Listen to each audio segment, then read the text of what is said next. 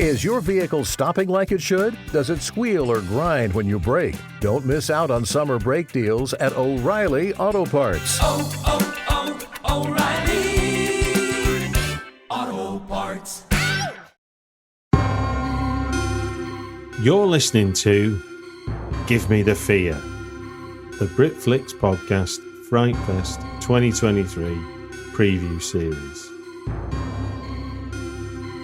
My name is Stuart Wright, and usually I host this show, but for this genre talent-filled build-up to the Woodstock of Gore, I'm keeping stum. When this intro is done, this is the last you're going to hear from me until I ask you to tell your friends all about it.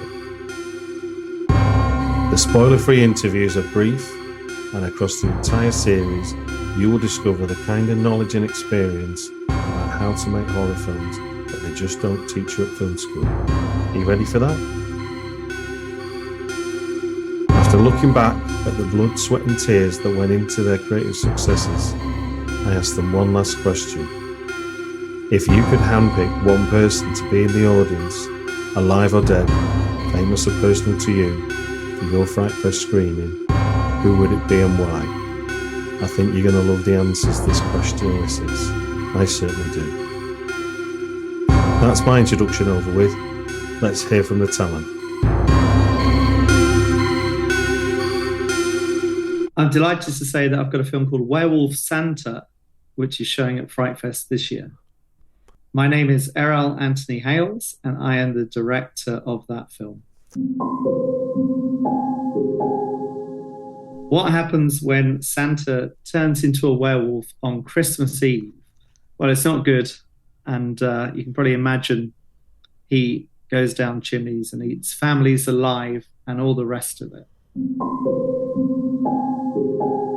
In terms of pre-production, what's really exciting is when we were out there building a sleigh in the woods and getting the snow machine in and walking our werewolf Santa through in a rehearsal and all the people that he'd be killing and gutting. And it's just such a vast canvas out in a park in the middle of Surrey, pretending to be Hastings, Alexandra Park, because I'm from Hastings. And it was so epic and fun. And it's the closest I've been, I think, to being in a toy shop in a film environment, because werewolves and Christmas and horror, that was like Christmas Day on whatever day that was in the middle of summer whenever that was. One of the fond memories I have of shooting the movie is that there was a scene involving sexual content. And when we shot that, and there was a werewolf Santa involved in that, I won't give too much away, fun, silly, midnight movie stuff. The owner of the location sat down with me very angry the next day and said, are you shooting a porn? And I said, no, not shooting a porn. Because what kind of porn would that be with a kind of a werewolf Santa and all these naked people that are not a category I currently know of. Not that I know any. And so that was just bizarre to sit down and be grilled on being told off because neighbours were walking past the porn shoot with the snow machine and all the nudity. I said, no, it's really not. It's a comedy. It's very silly. And talked ourselves around that situation. But I'd never been in detention or in the headmaster's office in that way before. An exciting memory from the edit of this film was cracking it. It was really bloody difficult, this thing.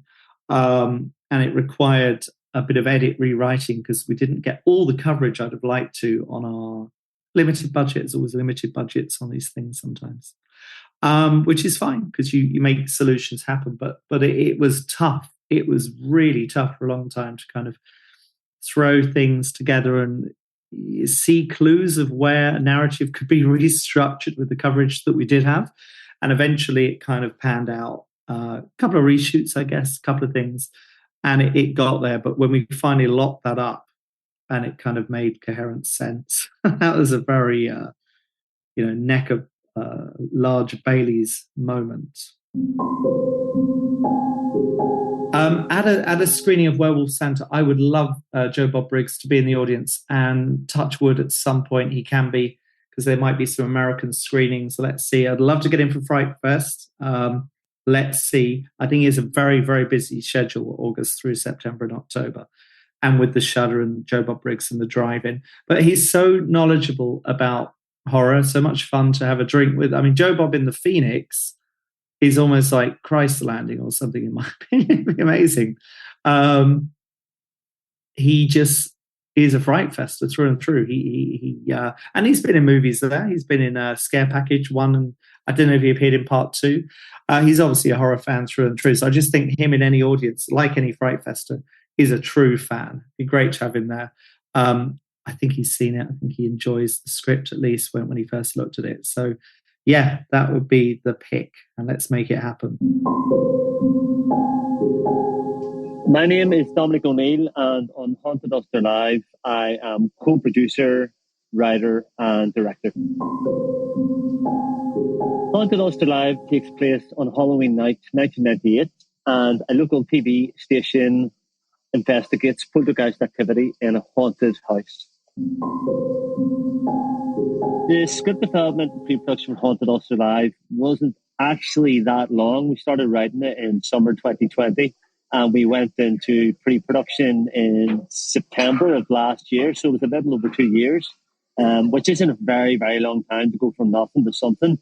And we really didn't know that we had a film until we had a house, because the whole film takes place in one location, and we wanted a very specific kind of house. We wanted a big detached house, very early 20th century. And if we could use the exteriors, we wanted it to be outside on the corner of the street. Everything was going to be focused entirely on the house, so it had to be right. So we really didn't know we could make the film as quickly as we wanted to unless we got the location. And we were so lucky that as soon as we started pre-production, we put a message out online, and within like 5 hours, I had a message from a homeowner. I had put up the specs online of what we were looking for. I had a message within 5 hours that they had exactly the house that we were looking for and that it wasn't occupied at the moment. And we went and met them, and within a matter of days, we had secured the location. And we were lucky as well that it hadn't been modernised, so it fitted a late 90s look. And we also had free rein to make a few different touches to it.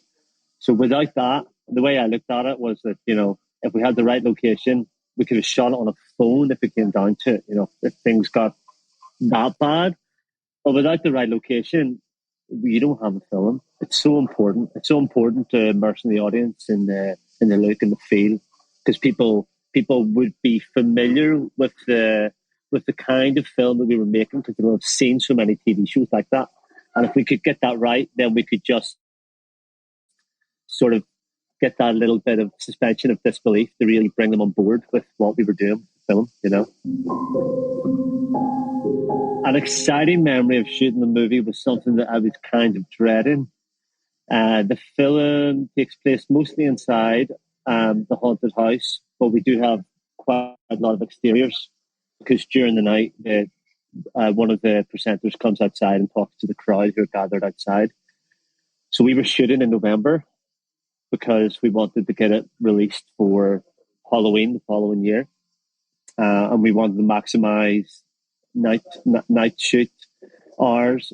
So we had to shoot all of our exteriors in one night. And I think it was about 14 pages, which sounds nuts. Now, I suppose it's a little bit different because we were shooting TV documentary style, single camera running around, which obviously means that you've got one setup really for every scene. But if it rained, we didn't really have a backup because there were so many different elements. Of course, there was the setup outside, there was extras, we had to put on more catering, obviously, for the extras, and all those other different bits and pieces. The way our schedule was, generally, it was so tight because we were shooting the whole thing in about 7 days. So we just had to pray that it wouldn't rain, and it didn't. Miraculously, in the middle of November in Belfast, it didn't rain. It actually wasn't really that cold either. I mean, it was still cold, you know, but it wasn't like proper Baltic weather, which is what happens at home.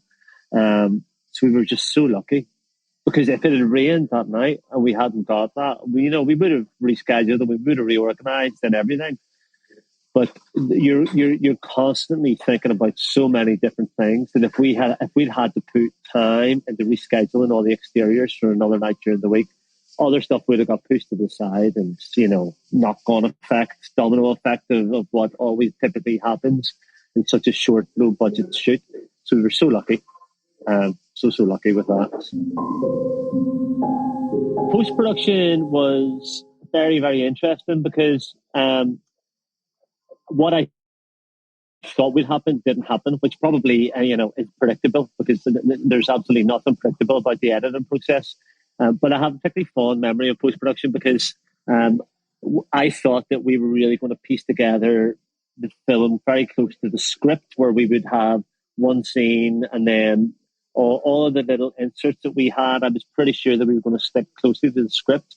But during post-production, we came upon an idea of how we could move the camera around the house in a way that felt organic, it felt real, and it helped us use multiple takes of the same scene. We had a real worry, because we were shooting scenes that were maybe 3 or 4 pages long, which is a tremendous pressure to put on the actors. We were all brilliant, and we all rehearsed. We had 2 days of rehearsal, and we had a lot of really fantastic actors. But it's so much pressure on them when you're only going to have 2 or 3 takes to be doing such long scenes. But we worked out how we could put takes together, which really, really saved us. We also realised that normally in the film, when we went to commercial break, we would stay in the house and see behind the scenes. And this is kind of a feature of Haunted Ulster Dive, that you have the presenters, what's going on, broadcast TV, and then you have the behind the scenes stuff, and there's obviously a little bit of behind the scenes drama. But we realised that what we would really like would be to shoot some commercials that we could cut to. So we had 2 half days of additional photography in January, where we went out.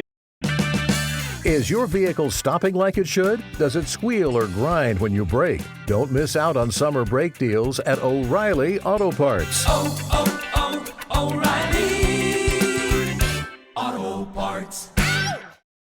And we shot some ads, some local 90s local TV ads. And that was a lot of fun. Because I'm not sure under what other circumstances you would get to do something like that. And we shot a whole, I won't spoil it for anybody, but we shot a whole 45-second ad, which is pretty brutal, but it is actually representative of some of the advertising that you would get on kind of anti-terrorism ads that you would get on TV in Northern Ireland in the 80s. And we shot one of those, and it works with the film. But it was a lovely story thing that if I had come up with it at screenplay stage, somebody would have said, okay, throw that out. You can't do that. It's ridiculous, because it would have been a whole other location. It would have been new actors. You would have been fitting it into the week-long schedule. It would have been a unit move. And it would have been one of the first things that you would have thrown out. But to come up with it during post-production, we could shoot it with a skeleton crew. There were literally 3 of us doing it. So there's a nice lesson there, You can have the full crew working on the main stuff. And then if there's anything that you're running off to do in a couple of hours, you don't need to have 20 people there. If there was one person that I could have in the audience, I don't know how high I'm aiming with this, but I actually think Mark Kermode would enjoy our film, because I think he has a particular affinity with Belfast. He's over once a year with Cinemagic, and I know he likes Belfast. I think he would get the kind of local humour in it. I think he would get a kick out of the 90s setting and how we've kind of used Northern Ireland TV with the horror stuff, and with the obvious Ghostwatch influence, which is there. So Mark Kermode, honestly, it's maybe not completely beyond the realms of possibility as well. You never know. So my name is Onur Tukel, and I'm the writer and director of the movie POUNDCAKE. So POUNDCAKE is about a serial killer who's running around New York City, and he's only killing straight white men. And nobody cares because, you know, straight white men now they're finally getting, you know, they're being held to task for, you know, centuries of oppression, millennial epochs of oppression.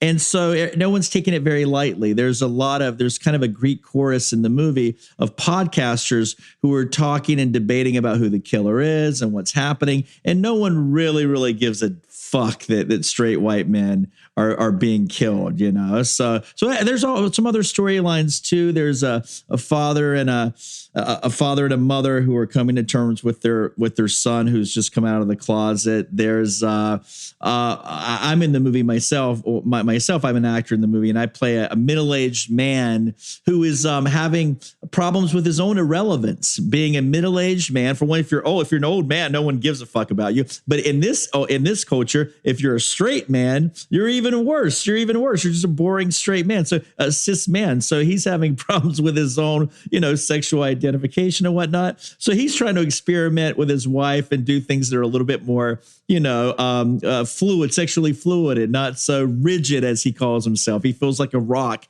and he wants to be sexually fluid. So they're experimenting with things. And there's some other storylines, and it's all kind of in service of this idea revolving, oh God, how can I say this? I guess I don't want to give it away. If I say what it is, it'll give it away. But everything's kind of cohesive and everything's kind of connected by the serial killer. You know, there's a serial killer killing everyone. All these straight white men, basically straight white men in the movie are props to be killed, you know. And for the first time in a long time in a horror film, people of color are in no danger at all. Gay people are in no danger at all. It's only cis white men who are in danger of being killed in unspeakable and horrible ways. And I wanted to make a comedy about that. So it's a comedy. It's a satire. It's kind of satirizing a lot of things in the current culture and the zeitgeist. And it's satirizing. It's making fun of kind of everything. I think I think some people it's meant to poke fun at the idea of freedom of speech. Not poke fun at the idea of freedom of speech, but celebrate the idea of freedom of speech in art. Anything goes in art, but can you go too far? That's what the question. That's what the movie kind of, you know, it proposes that question basically. This movie was a very, very tricky movie because we were taking a big risk making this film, because it's not just that the serial killer is killing straight white men. It's how he's doing it. It's going to be very controversial. And if you're squeamish or if you're ultra sensitive, you might have a problem with it. Right. So I knew before I wrote the script that, hey, this movie probably won't get made. So I went to investors first, got them all properly drunk on whiskey, you know, gave them my pitch. And it's about a serial killer who kills straight white men. And I had 5 investors in the room all ready to write me a check. They said, "This sounds amazing. This sounds great. We'll write the check. You'll get your money." And then they said, "Well, how does he kill the straight white men? Does he kill them with an axe? Does he stab them? Does he poison them? How does he do this?" And then I reveal how the killer kills the straight white men, which is, again, very controversial. And 4 out of the 5 investors all put their checks back in their pockets and said, no, we can't do this. We definitely don't want to be associated with this. But there was one brave investor who said, "I'll invest in this." And I knew that I had the money, the bare minimum amount of money to make this movie. So then I wrote the script. I felt like I'm 51 now, and it's hard. Time is very valuable. It's valuable for everyone. But the idea of writing a script that wasn't going to be made it didn't sit well for me. I need to be inspired knowing that I can make the movie. I'm not in the Hollywood system because, in Hollywood, things move slowly. For every project that gets made, there's 1,000 projects that don't get made. Films get developed, TV shows get developed, and they rarely happen. Most of the times people don't even get paid to develop things, right? So I like to work on things that are a sure thing, which means the budgets have to be a little bit lower, but you have creative freedom. So I got the investors involved in the script writing process early on. And when the investors came on board, they also helped shape the script. They gave ideas and whatnot. And also I let all my actors when I write a script, I want the dialogue to seem very, very natural. So I give my actors a lot of latitude to change the dialogue if they want, So I get a lot of feedback from everyone when I'm writing and rewriting and whatnot. So, yeah. Being on set, one of the most memorable moments of the film was actually the first day of shooting, because one of the first scenes we shot was me having a very, very funny sexual situation with my wife in the film, which required me to be completely nude, wearing a modesty sock, as they call it in America. And I was very terrified. I haven't been, nude like that, so exposed on camera, really ever. Oh, maybe one time before in a project, but I was nervous because it was the first day of shooting. Most of the crew I've never worked with, but it actually broke the ice, to be nude on set. And I was the only nude person on set, and I'm the director of the piece, and so it was great because it put me in a light where I was very exposed, and it brought us all together because we're all having a good laugh at my expense. I wouldn't say I have the most sexy body with all my clothes off. So you tend, if I ever want to make anyone laugh, I just take my shirt off. And in this case, I had everything I was completely nude, so it was double the laughter. So it brought I think it was a great icebreaker to shoot the movie the first day, and for the director to be completely naked in front of everyone directing the scene. So that was fun. And it was, it helped me. I was kind of fearless throughout the rest of the movie because of that, because I'd gotten that out of the way first. The post-production process was pretty seamless on this, but there is a moment at the end of the film where a lot of people sing a song together. And when we recorded the chorus singing on the day, it just sounded like it didn't sound good. So I had to go back with a microphone and go visit the 30 or so actors that sang in this chorus, go to their individual homes and record them singing into a microphone. So that was kind of a pain in the ass, and it took a long time. But then I had my sound mixer mix all the music together, or the composer mix all the music together, and it sounded kind of beautiful. But it was a kind of a pain in the ass because on the day we shot the scene of everyone singing, it was miserably cold. We ran out of time. There wasn't enough time to get it right. So that, normally on a big budget film, you could bring all your actors into a studio, sing it properly. Everyone's getting paid to do that. But we didn't have the luxury on this to do that, We recorded every singer singing by themselves and then just mixed everything together, So yeah, it was time consuming, but gratifying, I think. I'd never done anything like that before. I don't know if I ever want to do anything like that again, but it was, it worked, I think. Well, if we're in London, right? So I got to name two of the British actors, contemporary, who I love now. If I saw Steve Coogan in the audience, I would love that. If I saw Richard Grant in the audience, I don't know if they live in London, but if those two were in the audience, or one of those guys were in the audience, it would be the greatest night of my life. You know what I mean? Like, I love Steve Coogan. I love Richard Grant. So one of those assholes, if they were in the audience, I'd be so thrilled, So, but I mean, that's boring. If it was someone who was dead, I'd love my mom to be in the audience. If my mother was in the audience, I'd think, well, I must be dead too because she's dead. And I would think, all right, something's really gone awry here if my mom's in the audience. But if there was a way to go back in time and say, who could I have in the audience?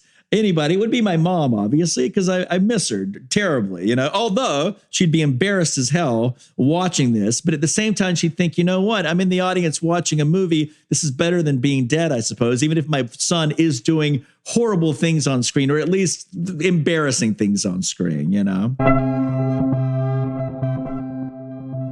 If you enjoyed this podcast, please share it with at least one friend. Put a link out on social media. Rate and review it for your preferred podcast platform. Put an ad in loop. Novel the town crier. Whisper in the ear of the town gossip. You get the picture. It all helps bring new people into the Britflicks podcast fold. Thank you.